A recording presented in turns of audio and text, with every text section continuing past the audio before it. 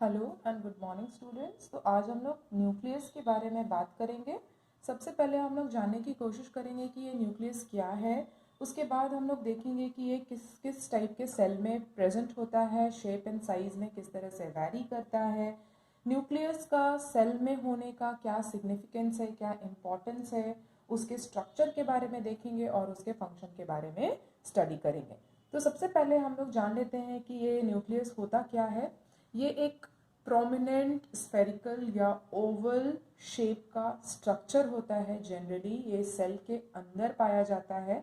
ये one of the important cell organelle है। ये one of the important cell organelle है जो कि कंट्रोल सेंटर ऑफ सेल कहलाता है। कंट्रोल सेंटर ऑफ सेल या ब्रेन ऑफ सेल क्यों हम न्यूक्लियस को कहते हैं? क्योंकि ऑल द एक्टिविटीज जो सेल के अंदर हो रही हैं, चाहे वो प्रोटीन सिंथेसिस हो, चाहे वो एनर्जी जनरेशन का काम हो, चाहे कोई भी फंक्शनिंग हो, चाहे सब्सटेंस के मूवमेंट की हम बात कर रहे हैं in and out of cell, every single thing is monitored and regulated और we can say controlled by this nucleus.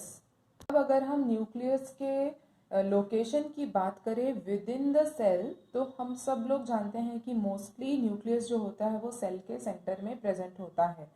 In most of the cell, in most cases जो न्यूक्लियस होता है वो सेल के सेंटर में प्रेजेंट होता है। लेकिन यहाँ पर हम एक एग्जांपल देखेंगे प्लांट सेल में, जहाँ पे न्यूक्लियस सेंटर में ना होके वो किनारे की तरफ पुष्ट होता है। अब ये सिचुएशन क्यों होता है? आप लोगों ने हमारे लास्ट लेक्चर में जब मैंने आप लोगों को एक्सप्लेन किया था कि प्लांट सेल में जो वैक्यूल होता है वो लार्ज इन साइज होता है, वो बहुत बड़ा साइज में होता है और most of the space inside the cytoplasm वो घेरता है। तो क्योंकि वैक्यूल का साइज बड़ा है, इसलिए वो क्या करेगा, न्यूक्लियस को पुश कर देगा ताकि वो पेरीफेरी की तरफ, किनारे की ओर खिसक जाए। इसलिए प्लांट सेल में हम ये कंडीशन देखते हैं कि जो न्यूक्लियस होता है वो सेल की पेरिफेरी में होता है, वो सेंटर में नहीं होता। अब हम न्यूक्लियस के साइज और शेप की बात कर लें।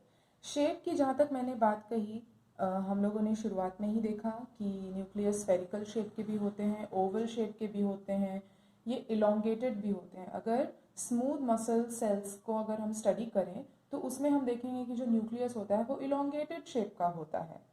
लोब्ड शेप जब हम ब्लड सेल्स की बात करते हैं उसमें भी, जब हम वाइट ब्लड सेल्स की बात करते हैं तो उसमें जो न्यूक्लियस प्रेजेंट होता है वो लोब्ड होता है। बीन शेप्ड जब हम प्लांट सेल को स्टडी करें या एनिमल, जनरली प्लांट सेल को जब हम स्टडी करते हैं या कुछ और दूसरे टाइप के जो सेल्स होते हैं उसमें बीन शेप के स्ट्रक्चर के सेल्स पाए जाते हैं। तो बहुत वेराइटी हम देखेंगे इन शेप्स। अब जहाँ तक हम साइज की बात करते हैं, सेल जितना बड़ा होगा कंसिडरेबली न्यूक्लियस का साइज भी बड़ा होगा। सेल जितना छोटा होगा कंसिडरेबली सेल के साइज के अकॉर्डिंग न्यूक्लियस की साइज छोटी या बड़ी होगी। हम बात करते हैं न्यूक्लियस के इम्पोर्टेंस या सिग्निफिकेंस के बारे में। तो सबसे मेजर इम्पोर्टेंट, सबसे मेन कैरेक्टरिस्टिक या सिग्निफिकेंस या इम्पोर्टेंस हम लोगों ने न्यूक्लियस का देख लिया कि हम न्यूक्लियस को ब्रेन ऑफ द सेल कहते हैं, control unit of the cell कहते हैं, control centre of the cell कहते हैं। क्यों? क्योंकि वो पूरे सेल की फंक्शनिंग को, एक्टिविटीज़ को मॉनिटर करता है। न्यूक्लियस और दो चीज़ों में भी मदद करता है। सबसे पहला reproduction, as it contains all the genetic material. Nucleus के अंदर ही जेनेटिक मटीरियल प्रेजेंट होता है, therefore it plays the most important role in reproduction. रिप्रोडक्शन के समय में जब हमने सेल डिवीजन पढ़ा था, हमने क्या देखा? हमने क्रोमोसोम्स, क्रोमैटिन, ये सारी चीज़ें पढ़ी और हमने क्या देखा कि ये सारी चीज़ें कहाँ हो रही हैं या कहाँ देखी जा रही हैं? सेल के अंदर देखी जा रही है। हमने कार्योकाइनेसिस, साइटोकाइनेसिस के बारे में पढ़ा था। तो बेसिकली जो भी जेनेटिक मटेरियल में रेप्लिकेशन हो रहा है, डुप्लीकेशन हो रहा है, क्रॉसिंग ओवर हो रहा है, साइनाप्सिस का फॉर्मेशन हो रहा है, ये सब कहाँ हो रहा है? ये सारे के सारे न्यूक्लियस के अंदर ही हो रहे हैं। तो यहाँ पर हम देख सकते हैं एक बहुत बड़ा इम्पोर्टेंस है, बहुत बड़ा रोल है जो न्यूक्लियस प्ले करता है, वो है रिप्रोडक्शन के क्षेत्र में। दूसरी बात है कि it decides the characteristic of the cell. अब because of the presence of genetic material, the genes decide the characteristic of the cell. जिस तरह का जीन प्रेजेंट होगा वो सेल वो पर्टिकुलर कैरेक्टरिस्टिक रिफ्लेक्ट करेगा, शो करेगा। जैसे हमने बार बार पढ़ा जब हम सेल डिवीजन पढ़ रहे थे कि एक इंसान दूसरे इंसान से अलग क्यों होता है, जेनेटिक वेरिएबिलिटी की वजह से। और ये सारी बातें किससे जुड़ी हुई हैं, इस सेल ऑर्गेनेल न्यूक्लियस से जुड़ी हुई हैं।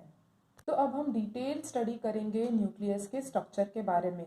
तो सबसे पहला स्ट्रक्चर जो हम न्यूक्लियस में आइडेंटिफाई करेंगे या स्टडी कर पाएंगे वो है हमारा न्यूक्लियर मेम्ब्रेन। जिस तरह से हम सेल के बारे में जब पढ़ रहे थे तो हमने सबसे पहले लेयर सेल मेम्ब्रेन के बारे में पढ़ा था, उसी तरह से जब हम न्यूक्लियस की बात करते हैं तो न्यूक्लियस में भी एक आउटर लेयर प्रेजेंट होता है जिसको हम न्यूक्लियर मेम्ब्रेन कहते हैं। ये डबल लेयर कवरिंग होता है, मतलब 2 लेयर का कवरिंग होगा। और 2 लेयर के कवरिंग अगर हम इसको इस तरह स्टडी करिए, पहला लेयर हुआ, ये दूसरा लेयर हुआ, यानी कि इसके बीच में स्पेस प्रेजेंट है, 2 लेयर के बीच में स्पेस प्रेजेंट है। तो जैसा कि आप डायग्राम में देख सकते हैं, ये हो गया हमारा पहला लेयर, ये हो गया हमारा दूसरा लेयर, और दोनों लेयर के बीच में एक स्पेस प्रेजेंट है जिसको हम कहते हैं पेरीन्यूक्लियर स्पेस। अब जब हम न्यूक्लियर मेम्ब्रेन की बात करते हैं तो ये सेपरेट करता है materials inside nucleus from cytoplasm. Suppose कि ये हमारा सेल है, ये सेल है, ये हो गया हमारा सेल साइटोप्लाज्म, और ये हो गया हमारा न्यूक्लियस।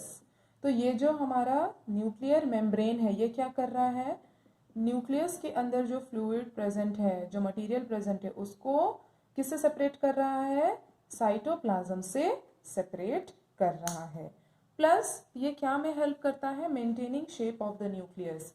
न्यूक्लियर मेम्ब्रेन न्यूक्लियस के शेप को मेंटेन करने में हेल्प करेगा, जैसे सेल मेम्ब्रेन या सेल वॉल सेल के शेप को मेंटेन करने में मदद करता है। सेकेंड स्ट्रक्चर की जब हम बात करते हैं तो वो है न्यूक्लियर पोर। अब ये न्यूक्लियर पोर क्या है, छोटे छोटे छेद की तरह स्ट्रक्चर प्रेजेंट होंगे जो कहाँ होंगे, न्यूक्लियर मेम्ब्रेन पर होंगे। तो यहाँ पर आप देख सकते हैं कि ये जो स्पेसेस यहाँ पे दिख रहे हैं, एक डिसकंटिन्यूअस मेम्ब्रेन आप यहाँ पर डायग्राम में देख सकते हैं। तो ये जो डिसकंटिन्यूअस स्पेस है, जो खाली जगह है, यही बेसिकली क्या है, हमारा पोर है, जिसको हम क्या कहेंगे, न्यूक्लियर पोर। अगर इसको हम क्लोजली स्टडी करें तो वो कुछ इस तरह का दिखेगा, जैसे ये हो गया हमारा डबल लेयर का न्यूक्लियर मेम्ब्रेन। अब ये क्या कर रहा है, जैसे ही ये पोर की शुरुआत होगी ये यहाँ पर पिंच करके क्लोज कर जा रहा है, ये मेम्ब्रेन भी इधर से पिंच करके क्लोज कर जा रहा है। तो यहाँ पर एक क्या बन गया, एक पोर बन गया, एक रास्ता बन गया। अब यहीं से क्या होगा, ट्रांसफर ऑफ मटीरियल्स टू और फ्रॉम आउटसाइड, मतलब साइटोप्लाज्म से अंदर की तरफ कोई चीज़ आ सकती है या न्यूक्लियस के बाहर साइटोप्लाज्म में कोई चीज़ जा सकती है। तो ये न्यूक्लियर पोर इस काम में फैसिलिटेट करता है। और जैसा कि मैंने बताया, formed by fusion of 2 membranes, जब 2 मेम्ब्रेन फ्यूज करते हैं एक एंड पर तो यहाँ पर एक स्पेस वेकेंट हो जाएगा, खाली हो जाएगा, जिसकी वजह से न्यूक्लियर पोर का निर्माण होगा। नेक्स्ट स्ट्रक्चर है हमारा न्यूक्लियोप्लाज्म। जैसे हम सेल के केस में स्टडी करते हैं साइटोप्लाज्म को, fluid like substance present inside the cell, जिसको हम साइटोप्लाज्म कह रहे हैं, उसी तरह से न्यूक्लियस के अंदर भी फ्लूइड लाइक सब्सटेंस प्रेजेंट होता है जिसको हम न्यूक्लियोप्लाज्म कहते हैं, और इसको दूसरे शब्द में हम कार्योलिम्फ भी कहते हैं। दूसरे शब्द में हम इसको कार्योलिम्फ भी कहते हैं। और न्यूक्लियोप्लाज्म में बेसिकली क्या होगा, फंक्शन क्या काम होगा, डीएनए एंड आरएनए सिंथेसिस। यहाँ डीएनए और आरएनए की सिंथेसिस होगी। अब कैसे होगी ये हम डिटेल स्टडी करेंगे जब हम आगे आगे चैप्टर में जाएंगे। नेक्स्ट स्ट्रक्चर है हमारा न्यूक्लियोलस। ये न्यूक्लियोलस को हम जनरली कहाँ देख सकते हैं, न्यूक्लियस के अंदर। जब हम सेल को स्टेन करते हैं तो सबसे पहले हम देखते हैं कि जो न्यूक्लियस होता है वो डार्कली स्टेन्ड होता है, लेकिन न्यूक्लियस के अंदर एक और स्ट्रक्चर प्रेजेंट होता है जिसको हम न्यूक्लियोलस कहते हैं, जो कि सबसे ज़्यादा प्रोमिनेंट स्टेन होगा। न्यूक्लियस के अंदर एक और स्ट्रक्चर होगा जिसको हम कहेंगे न्यूक्लियोलस। ये बना होता है प्रोटीन और आरएनए का। बेसिक कॉम्पोजिशन इसकी क्या है, ये प्रोटीन और आरएनए से बना होगा। और न्यूक्लियोलस का बेसिक फंक्शन भी क्या है, यहाँ पर क्या टेक प्लेस करेगा, राइबोसोम फॉर्मेशन। नेक्स्ट स्ट्रक्चर है हमारा क्रोमैटिन। क्रोमैटिन क्या है, जब हम सेल डिवीजन पढ़ रहे थे, सेल साइकिल पढ़ रहे थे, तब हमने क्रोमैटिन, क्रोमोसोम के बारे में बहुत डिटेल में डिस्कशन किया है। तो हम लोग सब जान रहे हैं कि chromatin thin thread like structure होते हैं जो हमारा न्यूक्लियस के अंदर प्रेजेंट होता है। ये फ्लोट करते हैं न्यूक्लियोप्लाज्म में, और इनमें क्या प्रेजेंट होता है, डीएनए प्रेजेंट होता है, आरएनए प्रेजेंट होता है, histones and non histone proteins present होते हैं। अब ये histones and non histone proteins क्या में मदद करेंगे, packaging of DNA into structural unit. जब हम cell cycle and cell division पढ़ रहे थे, हमने क्या देखा था, coiling of chromatin. Coiling of chromatins के बारे में हमने स्टडी किया था। कॉइलिंग होके रिकॉइलिंग होके एक डेंस स्ट्रक्चर क्रोमोसोम्स का फॉर्मेशन हो रहा था। तो यहाँ पर जब क्रोमोसोम का फॉर्मेशन की हम लोग बात करते हैं, वहाँ पे हम important role of histone and non histone proteins के बारे में स्टडी करते हैं। जब हम जेनेटिक्स पढ़ेंगे तब इसमें हम लोग डिटेल में इसको और डिस्कस करेंगे। खैर, क्रोमैटिन किस स्टेज में प्रेजेंट होता है, it exist during the resting stage of cell. Thread like structure हम सेल के रेस्टिंग स्टेज में ही देख सकते हैं, लेकिन जब actual process of cell division होता है तब ये chromatin as a thin thread structure हम नहीं देख सकते हैं। ये कॉइल करके क्या बना लेता है, क्रोमोसोम बना लेता है। क्रोमैटिन भी दो टाइप के होंगे, पहला यूक्रोमैटिन जो कि पार्टिसिपेट करेगा इन मेकिंग आरएनए, और दूसरा हेटेरोक्रोमैटिन जो कि प्रोटीन सिंथेसिस को रेगुलेट करेगा।